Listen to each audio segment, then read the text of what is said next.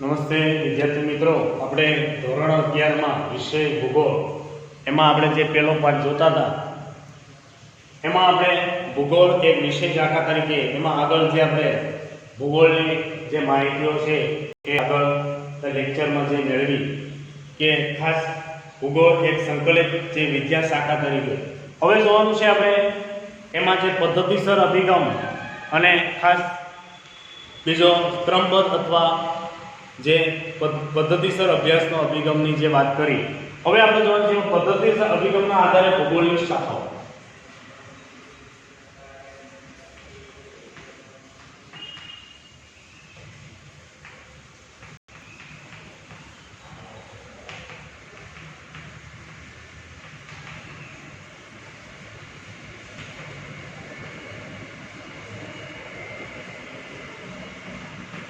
પદ્ધતિસર જે અભિગમ છે એના આધારે, પદ્ધતિસર અભ્યાસના જે આધારે અથવા આના અભિગમના આધારે, સોરી અહીંયા શું આવે, એના પદ્ધતિસર અભિગમના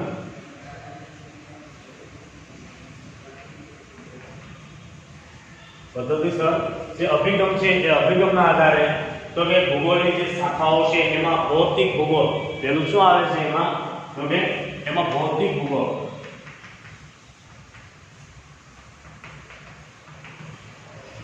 જે પદ્ધતિસર અભિગમ છે એના આધારે જે ભૌતિક ભૂગોળની વાત આપણે કરીએ તો અહીંયા આપણે જોઈએ કે ભાઈ ભૌતિક ભૂગોળને એના 5 પેટા વિભાગો વહેંચવામાં આવે છે. કેટલા વિભાગોમાં, તો કે 5 પેટા વિભાગો વહેંચવામાં આવે છે. એમાં ભૂમિ વિજ્ઞાન કે શાસ્ત્ર, આબોહવા વિજ્ઞાન, સમુદ્ર વિજ્ઞાન, જમીન વિજ્ઞાન અને જળ વિજ્ઞાન, આવા એના 5 પેટા વિભાગો પડ્યા ભૌતિક ભૂગોળમાં. કેમાં પડ્યા છે વિદ્યાર્થી મિત્રો? આ ભૌતિક ભૂગોળમાં એના 5 પેટા વિભાગો છે કે પાડવામાં આવ્યા. તો ભૂમિ ખાસ કરવું છે કે ભૂમિ વિજ્ઞાનમાં તો કે પૃથ્વી સપાટીના સ્તરના ભૂમિ સ્વરૂપ, પૃથ્વીની સપાટી ઉપર જે સ્તર છે એના ખાસ કરીને તો કે ભૂમિ સ્વરૂપો, તેનું વિતરણ, ઉત્પત્તિ અને એના પ્રકારની માહિતી છે એ આપવામાં આવી છે કે ભાઈ એનું વિતરણ કેવું છે, એની ઉત્પત્તિ કેવી છે. જ્યારે આબોહવા વિજ્ઞાનમાં તો કે વાતાવરણમાં સ્તરો કેવા છે, વાતાવરણના જે સ્તરો કેવા છે, પછી એની ઋતુઓ, આબોહવાના ઘટકો અને તત્વો જેવા કે તાપમાન કેવું છે, પછી હવાનું જે ખાસ કરીને દબાણ છે, પવનો છે, વૃષ્ટિ છે, વાદળો છે, આ બધાનો સમાવેશ કરે છે. ખાસ કરીને આપણે જોઈએ તો કે ચક્રાવાતો કે સ્થાનિક પવનો વગેરેનો અભ્યાસ છે એ તો કે અહીંયા ભૌતિક જે ભૂગોળ છે એમાં એનો અભ્યાસ છે એ કરવામાં આવે છે. જ્યારે સમુદ્ર વિજ્ઞાનની વાત કરીએ તો સમુદ્ર વિજ્ઞાન મહાસાગરોની ઉત્પત્તિ કઈ રીતે થઈ, ભરતી ઓટ કઈ રીતે આવે, મહાસાગરોની ઊંડાઈ કેટલી છે, એનું સ્થાન, મહાસાગરોના પ્રવાહો, સમુદ્ર તળનું ભૂપૃષ્ઠ કેવું છે, સમુદ્ર તળનું જે જમીન અંદરની ભૂપૃષ્ઠ કેવું છે, સમુદ્ર જળની ક્ષારતા, ઉપરાંત તો કે મહાસાગરોની માનવ જીવન ઉપર અસરોનો અભ્યાસ કરે છે કે ભાઈ મહાસાગર છે એને તો કે માનવ જીવન ઉપર કેવી અસરો થાય. સામાન્ય આપણે આ બધું વિસ્તૃત તો કે નેક્સ્ટ પીરિયડમાં આગળના જે પાઠમાં અભ્યાસ કરશું ત્યારે આપણે ખ્યાલ આવશે કે ભાઈ મહાસાગરોની અસર માનવ જીવન ઉપર કેવી થાય છે. આપણે બધા જાણીએ જો મહાસાગરો જ ન હોય તો આજે જે વરસાદ થવો જોઈએ એ ખાસ કરીને થઈ શકે નહીં. એટલે આ રીતે આપણે જોઈએ તો કે મહાસાગરો છે એ ઘણી બધી રીતે આપણને ઉપયોગી છે. તો એ જ પ્રમાણે આપણે જોઈએ કે જમીન વિજ્ઞાનમાં તો કે જમીનના પ્રકાર, એનું નિર્માણ, એનું વિતરણ, એના લક્ષણો અને એની ઉપયોગીતાનો અભ્યાસ કરે કે ભાઈ જમીનના પ્રકાર છે અને આપણે આગળના ધોરણોમાં જમીનના પ્રકાર ભણીને આવ્યા. કાળી જમીન છે, રાતી જમીન છે, પહાડી જમીન છે, રણ પ્રકારની જમીન છે, આ બધાની માહિતીઓ છે એ આપણે જે આગળ આપણે લીધેલી છે અને એ પ્રમાણેની માહિતી આપે. જ્યારે જળ વિજ્ઞાનમાં તો કે મહાસાગરો, સમુદ્રો, નદીઓ, સરોવરો, હિમ નદીઓ વગેરે આ બધી જળ રાશિ છે એની ભૂમિકાની અસર કરે છે કે ભાઈ જળ વિજ્ઞાનમાં તો કે ભાઈ મહાસાગરો છે કે સમુદ્રો છે કે નદીઓ, કારણ કે આ બધું જળ વગર આ જે માનવ જીવન છે કે કોઈ પણ જીવ સૃષ્ટિ છે એ ટકી શકતી નથી. તો એની માહિતી છે એ આપણને અહીંયા મૂકવામાં આવે છે જેને જળ વિજ્ઞાન છે એ કહેવામાં આવે છે. આ ભૌતિક ભૂગોળમાં સમાવેશ થાય. બીજા નંબરે આપણે જોઈએ તો કે માનવ ભૂગોળ. બીજા નંબરે આપણે જોઈએ તો કે માનવ. તો અહીંયા આપણે જોઈએ કે ભાઈ માનવ ભૂગોળમાં કેનો સમાવેશ થાય કે ભાઈ પ્રકૃતિ અને માનવીના પરસ્પરના સંબંધો. કારણ કે આ માનવ સાથે કોણ જોવા મળે છે તો કે પ્રકૃતિ. આ પ્રકૃતિ અને માનવના જે સંબંધોની વાત કરી છે અહીંયા કે ખાસ કરીને પ્રકૃતિ અને માનવના પરસ્પરના સંબંધોને કારણે તો કે ગામડાઓ છે, કસ્બાઓ છે, શહેરો છે, દેશ, કારખાના, સડકો, રેલવે માર્ગો, રહેઠાણો વગેરે તો કે આ સાંસ્કૃતિક લક્ષણો કે એની વિશેષતાઓ તથા એના વિતરણનો અભ્યાસ છે એ કેમાં થાય છે તો કે એ માનવ ભૂગોળમાં થાય. કેમાં થાય છે તો કે એ માનવ ભૂગોળ છે એમાં કરવામાં આવે છે. કારણ કે અહીંયા આપણે જોઈએ કે ભાઈ ખાસ તો કે જે પ્રકૃતિનો ઉપયોગ કર્યો, માનવ કેનો ઉપયોગ કર્યો છે અહીંયા તો કે એ પ્રકૃતિનો ઉપયોગ કરીને બધું નિર્માણ કર્યું, સડકોનું નિર્માણ કર્યું, ગામડાનું નિર્માણ કર્યું, કસ્બાઓનું નિર્માણ કર્યું, શહેરોનું નિર્માણ કર્યું. આ બધું પ્રકૃતિ સાથેનો ગાઢ સંબંધ ધરાવે છે. એટલે એ રીતે આપણે જોઈએ તો કે ખાસ કરીને માનવે છે એ રીતે તો કે એ રહેઠાણો કે બધું ઊભું કરેલું છે. તો સાંસ્કૃતિક ભૂગોળમાં તો કે સામાજિક ભૂગોળ, વસ્તી વિષયક ભૂગોળ, ગ્રામીણ ભૂગોળ, શહેરી ભૂગોળ, આર્થિક ભૂગોળ, ઔદ્યોગિક ભૂગોળ, કૃષિ વિષયક ભૂગોળ, વ્યાપાર અને પરિવહન ભૂગોળ અને રાજકીય ભૂગોળ વગેરે તો કે માનવ ભૂગોળની મુખ્ય આ વિષય શાખાઓ છે. માનવ ભૂગોળની જે આ બધી મુખ્ય, કારણ કે રાજકીય ભૂગોળ બહુ કર્યું છે, માનવ ભૂગોળ આ બધી વિસ્તાર આપણે જે પ્રકૃતિ ઉપર રહી અને આ બધું ઊભું છે એ કરેલું છે. તો માનવ વિકાસને આડે આવતા ભૌગોલિક પરિબળો અને ભૌગોલિક સમસ્યાઓ સમજાવે છે. માનવને જે વિકાસ કરવો હોય એમાં કોણ આડો આવે તો કે ભૌગોલિક પરિબળો. કુદરતી હોનારો તો કોઈ કુદરતી ઘટનાઓ છે, દાખલા તરીકે આજે તમે જો કોરોના વાયરસ, આજે અમુક કુદરતી ઘટનાઓ કોઈ માનવ સર્જિત હોઈ શકે, કોઈ કુદરતી ઘટનાઓ છે, તો એના જે વિકાસ માટે આવતા જે ઘણા બધા ખાસ કરીને પરિબળો છે એ ભૌગોલિક સમસ્યાઓ છે એ આપણને સમજાવે છે અને એના ઉપયોગ વિશે ચર્ચા કરેલ. એમાં ખાસ કરીને વિડાલ ધ લા બ્લાસ, ખાસ ધ્યાન રાખજો, વિડાલ ધ બ્લાસ કોણ આવે છે? Vidal de Blache. જે ખાસ કરીને છે કે વિડાલ ધ લા, ખાસ કરીને છે કે વિડાલ ધ લા કહેવામાં આવે છે. વિડાલ ધ લા અહીંયા જે ખાસ કરીને ભૂગોળવિદ છે એનું નામ છે વિડાલ ધ લા બ્લાસ છે. એ વિડાલ ધ લા બ્લાસના મતાનુસાર તો કે માનવ ભૂગોળમાં તો કે પૃથ્વીને નિયંત્રિત કરનારા જે ખાસ કરીને ભૌતિક નિયમ, પૃથ્વીને તો કે નિયંત્રિત કરનારા જે ભૌતિક નિયમો છે તથા પૃથ્વી પર વિકાસ કરનારા સજીવોના પારસ્પરિક જે પરિસ્થિતિ સંબંધોનું, સજીવોના પારસ્પરિક સંબંધોનું સંયુક્ત જ્ઞાન વશિષ્ઠ જે ખાસ કરીને સમાવિષ્ટ છે. અને પ્રવૃત્તિશીલ માનવ, કારણ કે માનવ કેવો છે? પ્રવૃત્તિશીલ છે. માનવ સતત તો કે પ્રવૃત્તિ છે એ કર્યા કરે છે અને ગતિમાન પૃથ્વી પરિસ્થિતિ બદલાતા સંબંધોનું અધ્યયન એટલે તો કે એને માનવ ભૂગોળ. કારણ કે અહીંયા આપણે છે કે ભાઈ ગતિમાન પૃથ્વી કેવી છે? પૃથ્વી તો ગતિમાન જ છે. પૃથ્વી પોતાની ગતિએ એ પોતાનું કામ છે એ કરે છે અને માનવ એમાં શું કરે છે તો કે પ્રવૃત્તિ કરે છે. એ અધ્યયનનું સંબંધ એટલે જ માનવ ભૂગોળ. એ કોણે આપ્યું? Allen sample. કોણે આપ્યું છે? Allen sample. ખાસ ધ્યાન રાખજો. આ કોણે આપ્યું છે? આવો તમને આપના પૂછાય કે ભાઈ પ્રવૃત્તિશીલ માનવ અને ગતિમાન પૃથ્વી પારિસ્થિતિક બદલાતા સંબંધોનું અધ્યયન એટલે માનવ ભૂગોળ. આ કોણે આપ્યું છે? એલન સેમ્પલે આપ્યું. જ્યારે જૈવિક ભૂગોળની વાત કરીએ ત્રીજા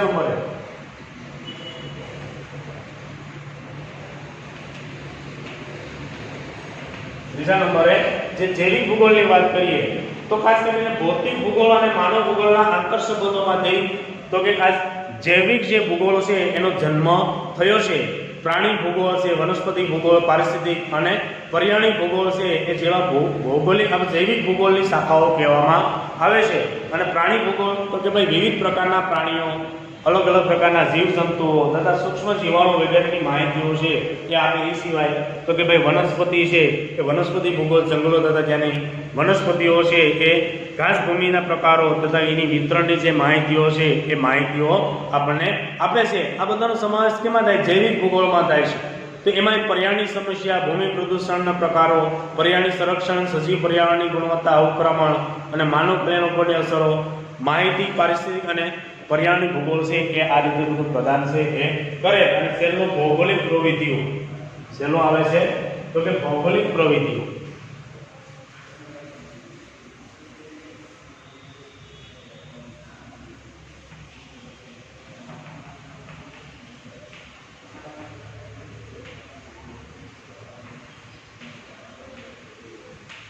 છેલ્લે આપણે જોઈએ તો કે ભૌગોલિક જે ખાસ કરીને છે તો કે પ્રવિધિઓ છે,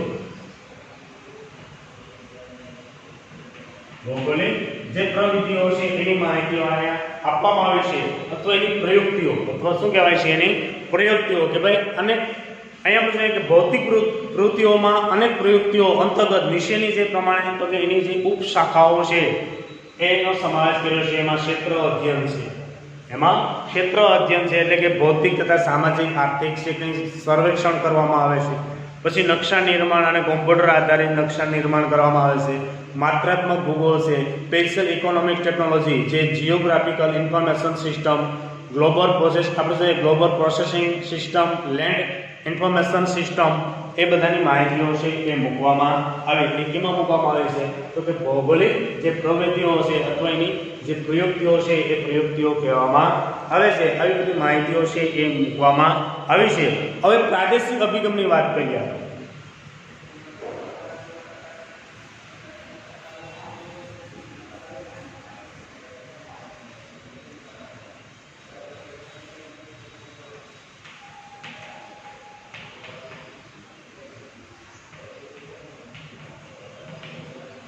પ્રાદેશિક અભિગમની વાત કરીએ તો પ્રાદેશિક અભિગમ છે એની મુખ્ય ઉપશાખાઓ આ પ્રમાણે: પ્રાદેશિક અધ્યયન, પ્રાદેશિક વિશ્લેષણ છે, પ્રદેશનું અધ્યયન કરવાનું, પ્રદેશનું વિશ્લેષણ કરવાનું, પ્રાદેશિક વિકાસ કરવાનો કે પ્રદેશનો વિકાસ કેવો છે, પ્રાદેશિક આયોજન.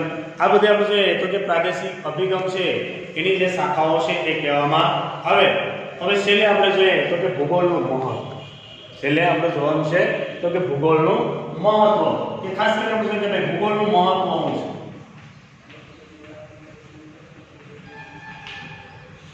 ભૂગોળનું મહત્વ છે એ શું છે એ આપણે અહીંયા જાણવાનું છે. કે ભાઈ ભૌતિક આપણે જોઈએ કે વ્યક્તિના નિર્માણ માટે અથવા માનવીની સશક્તિકરણ માટે તો કે ભૂગોળનો અભ્યાસ અનિવાર્ય છે.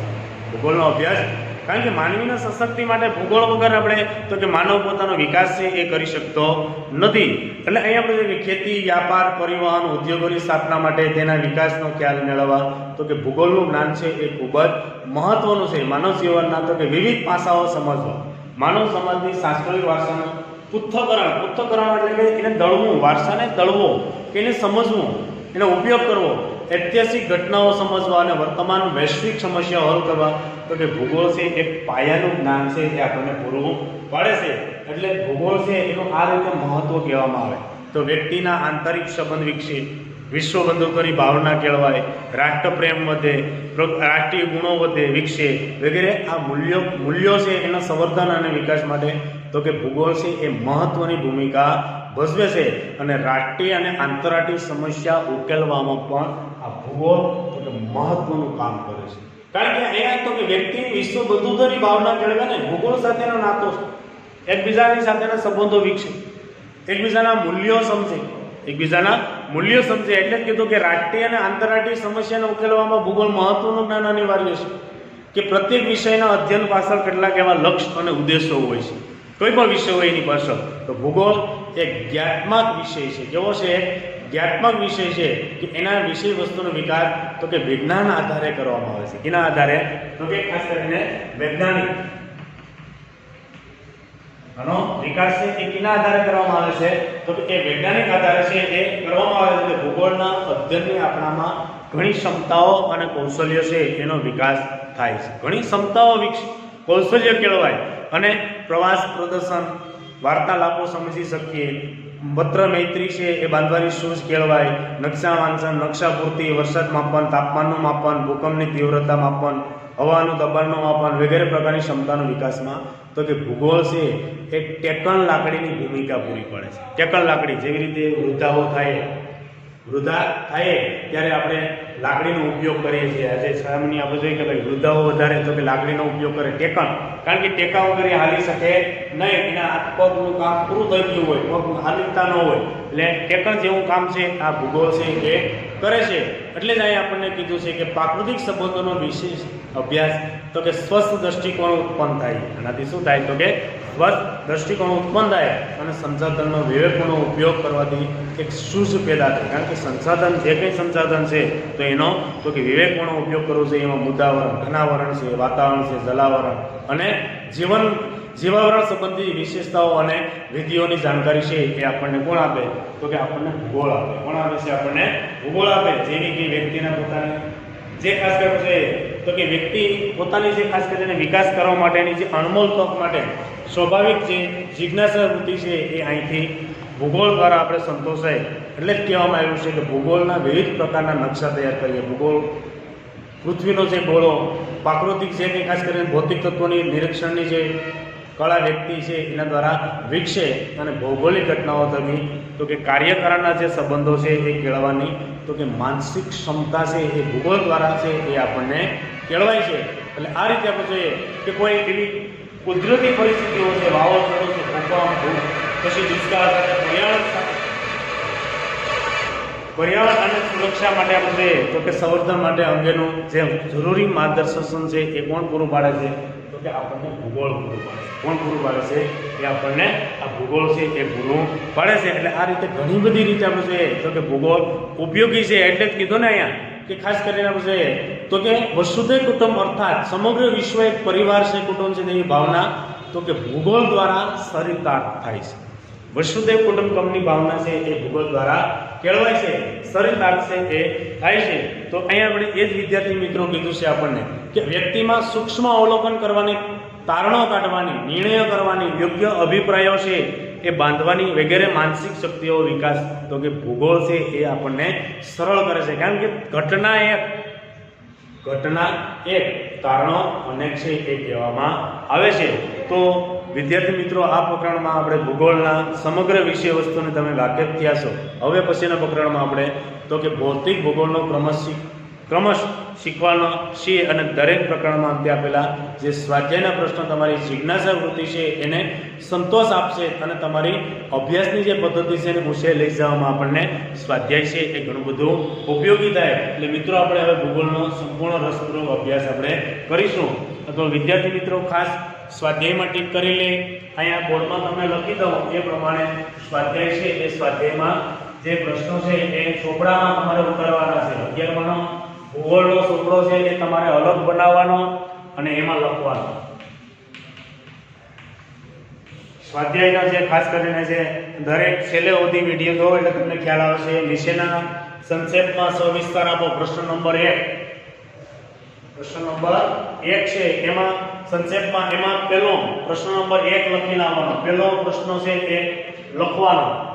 વર્તમાન સમયમાં ભૂગોળ ખૂબ જ ઉપયોગી વિષય છે, આ વિધાન સમજાવો. આ લખતાવાનો. પછી પ્રશ્ન નંબર 2 એમાં મુદ્દાસર જવાબ આપો. એમાં શું લખવાનું છે? ભૂગોળની મુખ્ય શાખાઓ. પ્રશ્ન નંબર 2 માં પહેલો અને ત્રીજો પ્રશ્ન છે એ તમારે લખવાનો. પછી પ્રશ્ન નંબર 3 છે નીચેના પ્રશ્નોને સંક્ષેપમાં ઉત્તર લખો. એમાં બીજો અને ત્રીજો પ્રશ્ન લખવાનો. પ્રશ્ન નંબર 3 છે મેન, એમાં પ્રશ્ન બીજો અને ત્રીજો લખવાનો. પછી પ્રશ્ન નંબર 4 ચોથો પ્રશ્ન છે નીચેના પ્રશ્નનો 1-2 વાક્યમાં ઉત્તર આપો. એ બધા 1 થી 5 પ્રશ્નો છે એ લખી લાવવાના છે. પ્રશ્ન નંબર 5 પાંચમો પ્રશ્ન છે શું છે? તો કે નીચેના વિકલ્પો સાથે યોગ્ય વિકલ્પ જોડી અને લખવાનો છે, પસંદ કરીને ઉત્તર લખવાનો છે. 1 થી 4 કેટલા છે? 1 થી 4 પ્રશ્નો છે એ બધા લખી લાવવાના છે. Okay, thank you.